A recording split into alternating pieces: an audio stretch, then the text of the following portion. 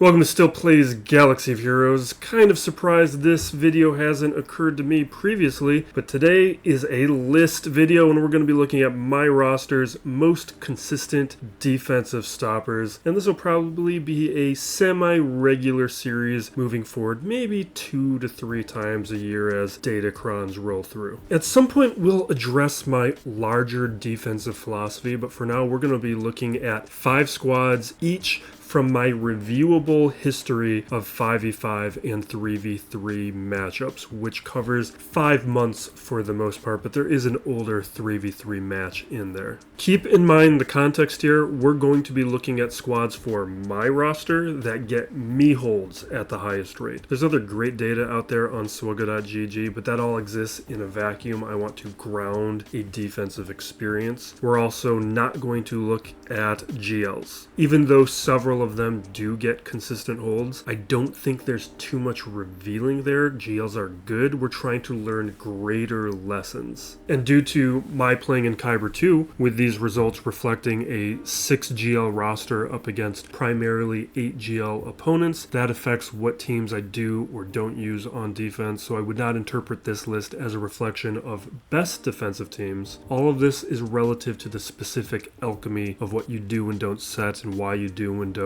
So things like Third Sister, for instance, does very well on defense, but I've been using her on offense, so she's not here. Also, a team not getting holds does not mean they aren't good. Plenty of teams that never get holds are fantastic defensive teams because of what they take off the board. And similarly, we're not factoring in what the counters were. That does not matter here. Just if these squads are getting me holds frequently within my Grand Arena seasons. And we are looking at these squads within a simple binary. Did they get a hold or not? We aren't counting number of holds. There's too much other context that makes the number of holds an irrelevant metric for understanding the effectiveness. And while I'm telling you how many times a squad got a hold in a season, that does not mean my opponents participated in every match. There's a number of times that my opponents just didn't participate, and maybe the holds would actually be higher on some of these squads. And of course, datacrons are going to be affecting these results, but squads that are getting holds solely because of a datacron, and especially a datacron that is about to expire, I've removed that from the data. If they do get holds outside of crons, they are included, even if their status here may be inflated because of the cron. And if it's one of the more recent crons,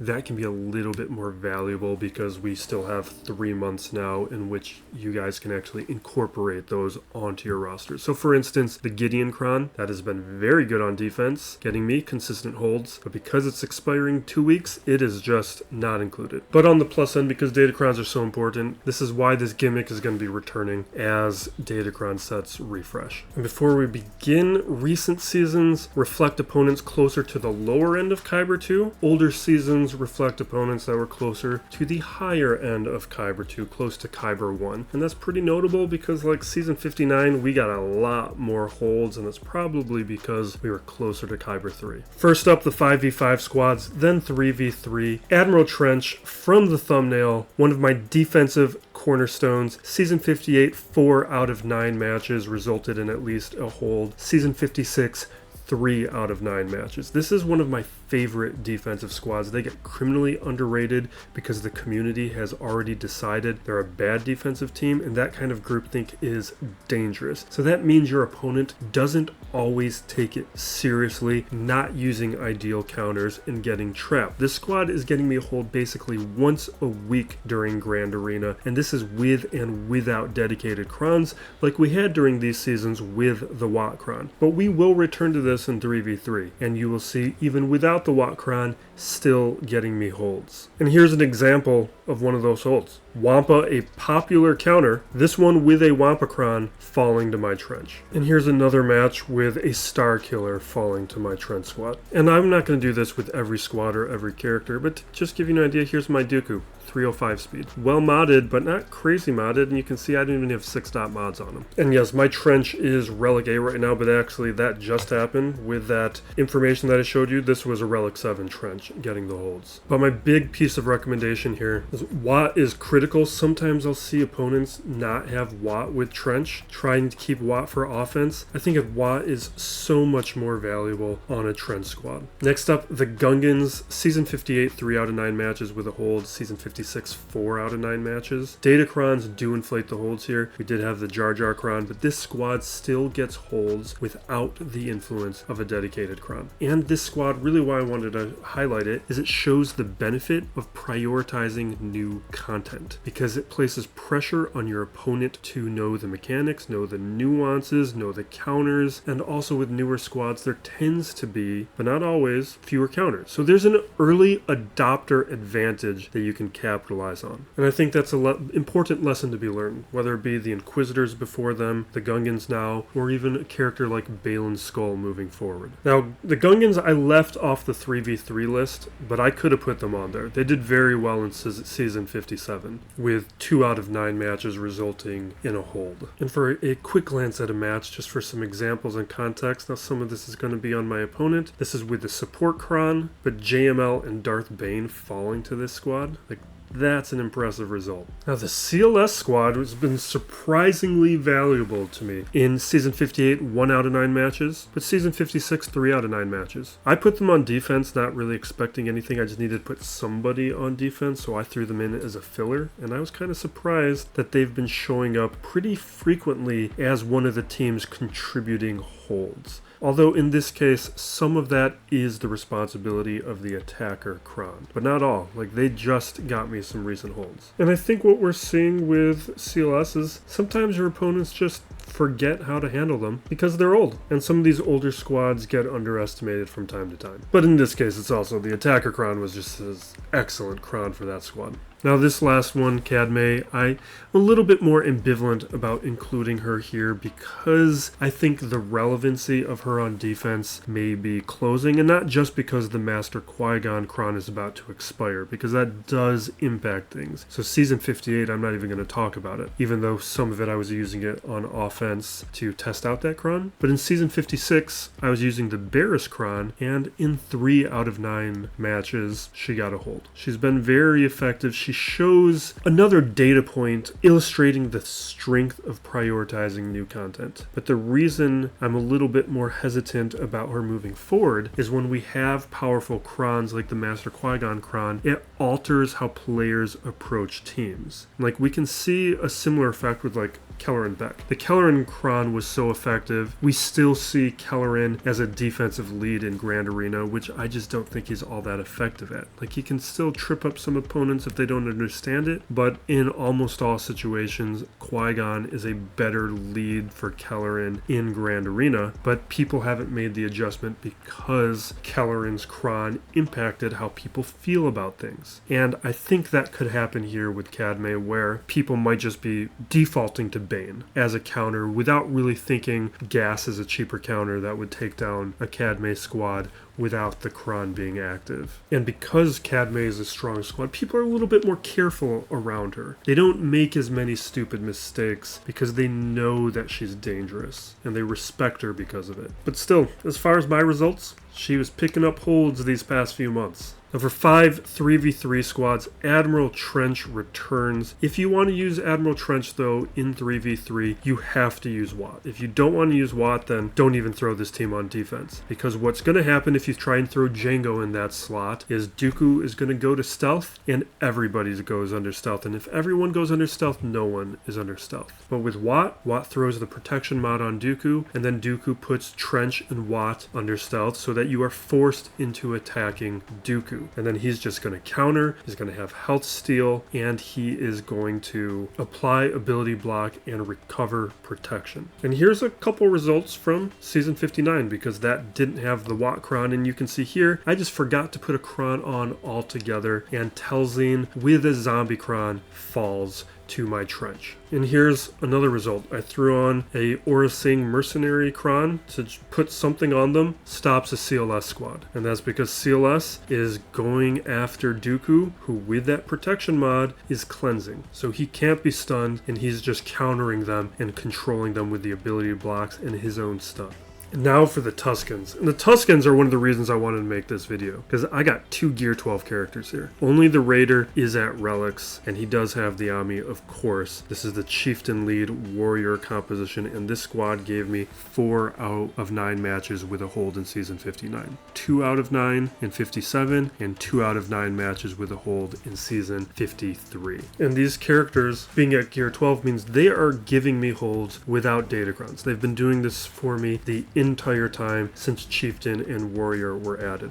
This is a known squad as being good, but what I want to make sure you guys understand is they are good at this level and even at Gear 11. And one feature of these lower gear characters, particularly in Grand Arena on defense, is your opponents are going to look at them, think they are bad, dismiss them, and they're just going to underestimate them. They're not going to take them seriously, and they're going to bring in a weaker counter that they probably wouldn't have if they were at Relics. And this is one of those things I used to emphasize a lot more on this channel, was the value of rapidly taking your roster up to Gear 11 and the squads that significantly outperform their gear level. Next, CLS returns Season 59, 4 out of 9 matches with a hold. 1 out of 9 in Season 57, and Season 53, 2 out of 9 matches with a hold. So Seasons 57 and 53, that was with the Attacker Cron. But Season 59 with those 4 holds, that's with a Turn Meter Cron. And what we get with CLS is what we were talking about during the 5v5 portion, is that because they're an older team, people underestimate them and forget about them and disrespect them a little bit. Like, we're just using this Cron. This Cron is about to expire in 2 weeks, but giving them that extra turn meter is going to make them very effective. And you can see the squads brought up against them. They're not bad squads, and some of them are going to be vulnerable to a CLS, but these are great results. And it's why they remain on defense for me, because they're less valuable as a critical counter on offense, and they just still show up after all this time. Now, I almost put the Cadme squad in again, but really, I felt like not including that one because Cadme got those because of the Qui-Gon Cron, and we already talked about her in 5v5. She did, though, get me 3 out of 9 matches with a hold in Season 59, and Season 57, 2 out of 9 matches with a hold. It is very strong. Krex, not those kind of results. We got 1 out of 9 matches in 59 and 1 out of 9 matches in 57, but he is still popping up, giving me semi-regular holds like once or twice a season, which after eliminating GLs and Crons from the equation, it is one of the more reliable teams that is showing up. We're going to do some honorable mentions before we wrap up, but for our final 3v3 team, Dash, Hondo, and Nest, this is Cron affected. But in this case, it's a fresh Cron, and it is a Cron that you guys can be using for the next 3 months. And in Season 59, it got me 2 out of 9 matches with a hold, which is pretty good result. And in Season 57 with the Nest Cron, it showed up with a single hold. And I think one thing to note here is I don't have the Dash Omicron. I've never been interested in it. Hondo Cron's great, and Hondo's a very strong character, either on offense or defense. But one of the features of Hondo is he's not a particularly common character on defense, so there is some advantage there just with a lack of familiarity where your opponents aren't going to just default into a certain counter. Like if I had included Cadme in this 3v3 portion, your opponents know what to do with Cadme by now, whereas if a Hondo pops up, you might catch him. For our honorable mentions, I have to talk about Finzori. And what you can notice here is I don't have any relics on any of these characters. I have 3 at Gear 11. We do have an Ami on Zori, but this squad is very good. And had I done this video a year ago, this squad would have been one of my most consistent contributors to holds. But no longer. Opponents have adjusted in Kyber 2. So it is no longer a reliable defensive squad for me. I took them off of defense a while ago.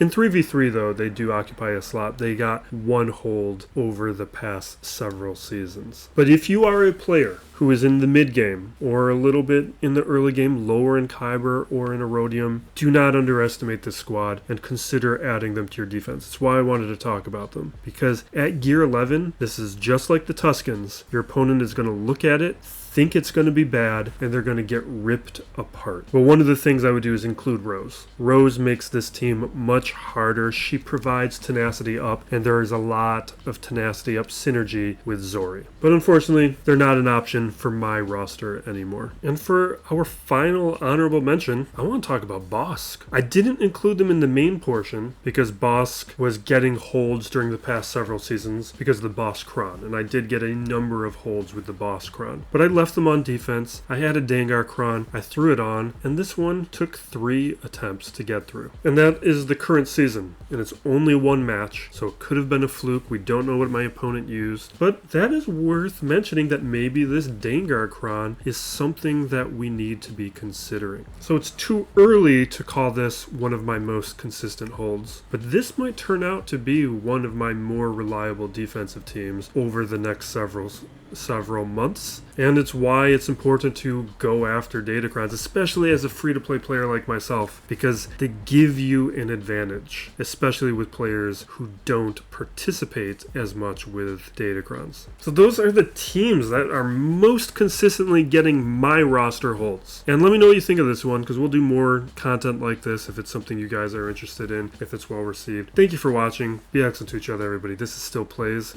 Galaxy of Heroes.